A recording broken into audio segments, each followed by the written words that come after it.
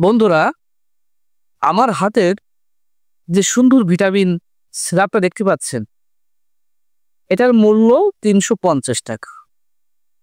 কিন্তু আমি আজকে আমার এই মজমায় আমি যে আজকে আপনাদের হাটে, এই যে বাজারে যে আজকে আমি আমার টিম নিয়ে এসেছি, শুধুমাত্র কোম্পানির প্রচারের স্বার্থে আপনাদের দোরগোড়ায় এসেছি। এটি ১০০ টাকা, ১০০ টাকা, ১০০ টাকা। তুমি সুন্দরটা পেয়ে যাবে। খাওয়া মাত্রই শরীরের যত রোগ আছে সব ভালো হয়ে যাবে।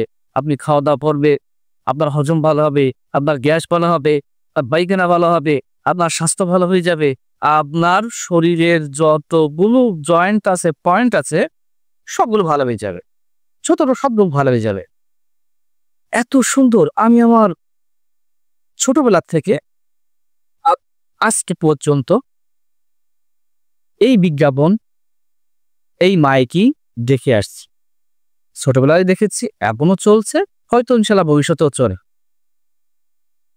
বিভিন্ন বাজারে, আর শহরে তো বাজার লাগেই না, বিভিন্ন পয়েন্টে এমন সুন্দর সুন্দর মজমা বসে ঢোল বাদ্যযন্ত্র নিয়ে আপনাদেরকে সর্বরোগের ওষুধ বিক্রি করা হচ্ছে।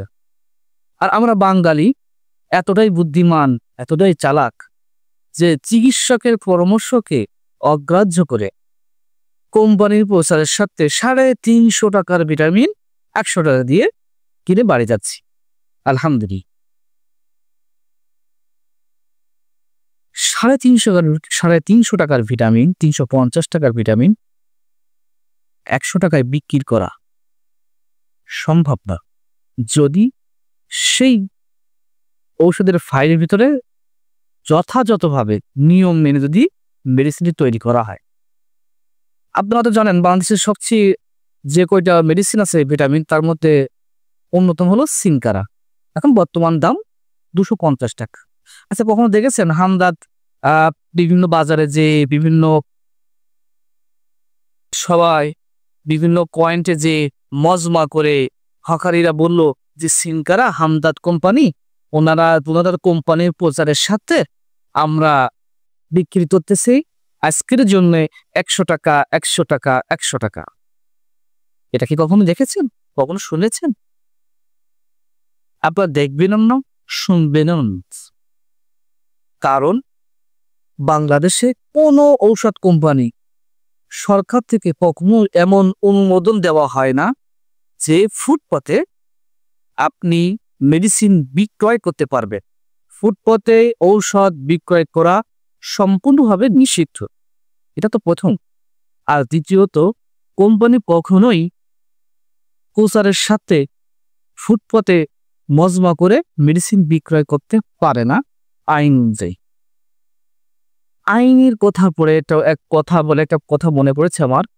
সেটি হলো, আপনারা যদি সাতক্ষীরা জেলা জজকোর্টে যান, হ্যাঁ, জজকোর্টে যেই দেখবেন টেবিলের ওপরে সুন্দর করে সব হার্বালের সিরাপ, হালুয়া, জিনসিন, ট্যাবলেট, ক্যাপসুল, আমাশা, ভিটামিন টেবিল সাজিয়ে একেবারে কোর্টের ভিতরেই ওষুধ বিক্রি করছে।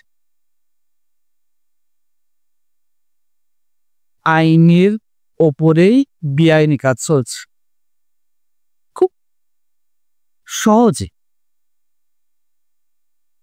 তো আমাদের দেশে ঔষধের মান বাড়বে কি করে, চিকিৎসার মান বাড়বে কি করে?